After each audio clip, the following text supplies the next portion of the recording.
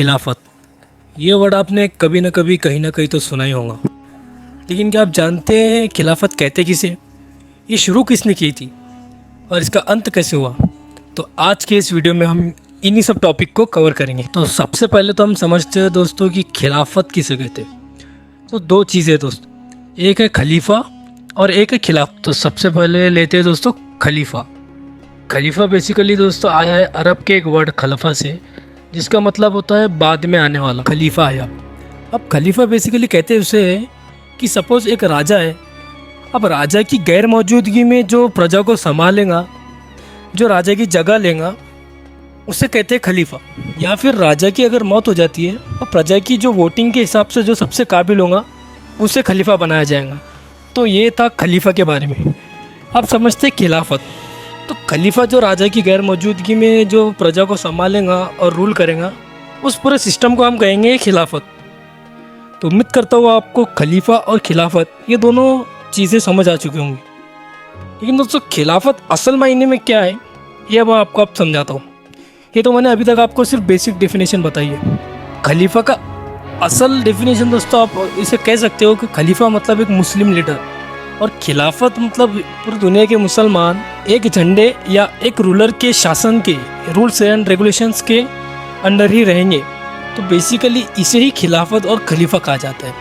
तो अब जानते हैं कि शुरू कैसे हुई। तो इसकी शुरुआत दोस्तों इस्लाम के आखिरी प्रॉफिट हज़रत मोहम्मद सल्लल्लाहु अलैहि वसल्लम के पर्दा फरमाने के बाद दोस्तों मुसलमानों को एक खलीफा की बहुत ज़रूरत थी, ताकि मुसलमान भटक ना जाए, क्योंकि नए नए मुसलमान बने हुए थे।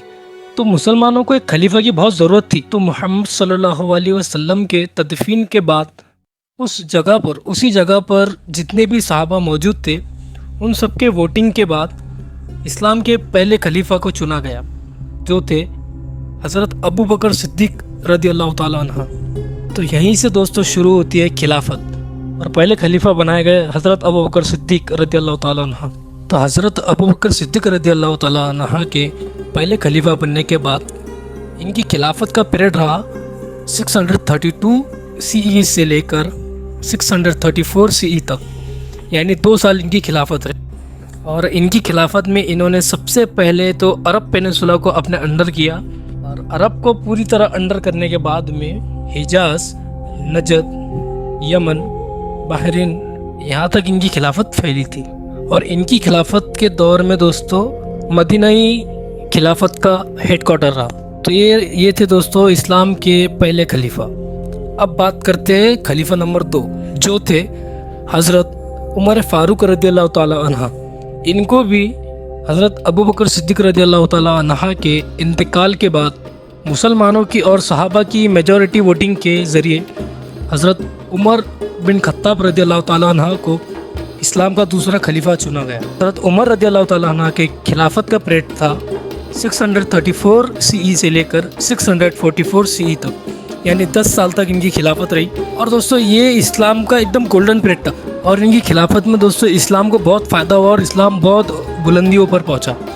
और उस वक्त के सुपर पावर के बैजेंटीन यानी रोमन एम्पायर और पर्शियन यानी ईरान एम्पायर उन्होंने शिकस्त दी और उनके ऊपर फतह हासिल की। और हज़रत उमर रदियल्लाहु ताला अन्हु का जो एम्पायर था वो आज के इजिप्ट, फ़लस्तीन, सीरिया, ईरान, इराक, आर्मेनिया और यमन तक फैल चुका था। जितना एरिया दोस्तों हज़रत उमर की खिलाफत में हासिल किया गया, इतना किसी और खलीफा के दौर में हासिल नहीं किया गया। ये इस्लाम की बहुत बड़ी जीत थी। और जहाँ हज़रत अबू बकर सिद्दीक़ अपनी सदाकत के लिए जाने जाते थे, वहीं हज़रत उमर फ़ारूक रदियल्लाहु ताला अन्हु अपने जलाल और निज़ाम अदालत के लिए जाने जाते थे। और इनकी दौर खिलाफत में भी हेड क्वार्टर जो था वो मदीना ही रहा। तो ये थी हज़रत उमर फ़ारूक रदियल्लाहु ताला अन्हु के खिलाफत के बारे में। अब आते हैं इस्लाम के तीसरे खलीफा हज़रत उस्मान रदियल्लाहु ताला अन्हु की खिलाफत। ये भी दोस्तों इन्हें भी सहाबा और मुसलमानों ने हज़रत उमर फ़ारूक रदियल्लाहु ताला अन्हु के इंतकाल के बाद वोटिंग के ज़रिए इन्हें खलीफा बनाया, और ये रहे इस्लाम के तीसरे खलीफा। और हज़रत उस्मान रदियल्लाहु ताला अन्हु ये अपनी नरम दिली के लिए जाने जाते थे, और इनकी खिलाफत का पीरियड 644 CE से लेकर 656 CE रहा। इन्होंने 12 साल तक खिलाफत की। और हज़रत उस्मान जाने जाते समुद्री फ़ौज यानी नेवी फोर्स تیار کی تھی انہوں نے، اس کے لیے ہی جانے جاتے. اور ان کی ایمپائر کے انڈر دوستوں آج کے Morocco, central Asia, Armenia, Azerbaijan, یمن اور عمان آتے تھے. تو یہ تھا دوستو اسلام کے تیسرے خلیفہ حضرت عثمان ابن عفان رضی اللہ تعالیٰ عنہ کے بارے میں. اب ہم بات کرتے ہیں اسلام کے چوتھے خلیفہ علی ابن ابی طالب کرم اللہ وجہ الکریم کے بارے میں. یہ بھی دوستو حضرت عثمان رضی اللہ تعالیٰ عنہ کے انتقال کے بعد صحابہ اور مسلمانوں کے میجورٹی ووٹنگ کے ذریعے اسلام کے چوتھے خلیفہ بنائے گئے. اور حضرت علی کی خلافت کا پیریڈ رہا دوستو 656 سے لے کر 661 CE تک، یعنی کہ 5 سال تک.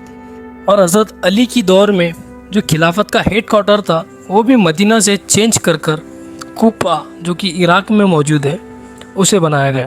اور دوستو حضرت علی کی خلافت میں بہت ساری سول وارز ہوئی.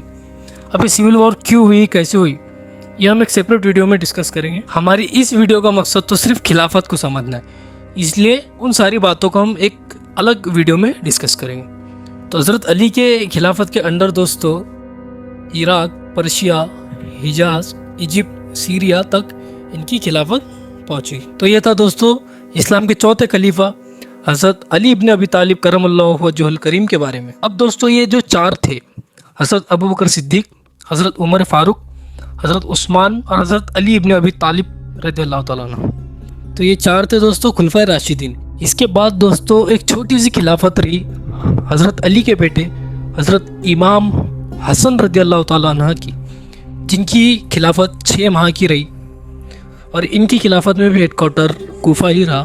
اسلام کے آخری نبی حضرت محمد صلی اللہ علیہ وسلم نے اپنی زندگی میں کہا تھا کہ میرے بعد 30 سال تک خلافت رہیں گی اور 30 سالوں کے بعد بادشاہی ملکیت شروع ہو جائیں گی. تو دوستو امام حسن کی جو 6 ماہ کی خلافت تھی اس کے بنا دوستو 30 سال پورے نہیں ہوتے، اس لیے ان کی خلافت کافی امپورٹنٹ تھی اور اس کے بعد ہی یہ خلافت کے 30 سال پورے ہوتے. اور اس کے بعد دوستو حضرت حسن کے ساتھ کیا ہوا اور کیسے ہوا اور خلافت ختم کیسے ہوئی اور بادشاہت کیسے شروع ہوئی، ہم اگلے ویڈیو میں اس ٹاپک کو کور کریں گے. اور ہمارے ویڈیو کا ٹائٹل ہی ہوگا دوستو اینڈ آف خلافہ اینڈ رائز آف بادشاہت. آپ نے حضرت امام حسین اور یزید کا واقعہ تو سنے ہوگا، وہ بھی اس کہانی میں اہم کردار ہے دوستو. اور حضرت عثمان کی ڈیتھ بھی دوستو اس کی کڑی ہے. تو ہم اس ٹاپک کو اگلی ویڈیو میں کور کریں گے. اس ویڈیو کا ہمارا مقصد تھا خلافت اور کس دور میں کس کی خلافت رہی اور کہاں تک رہی، یہ ہم نے جانا. ملتے ہیں اگلے نئے ویڈیو میں. اسی طرح ہمیں اگر ویڈیو پسند آئی ہوگی تو لائک، شیئر، سبسکرائب ضرور کیجیے.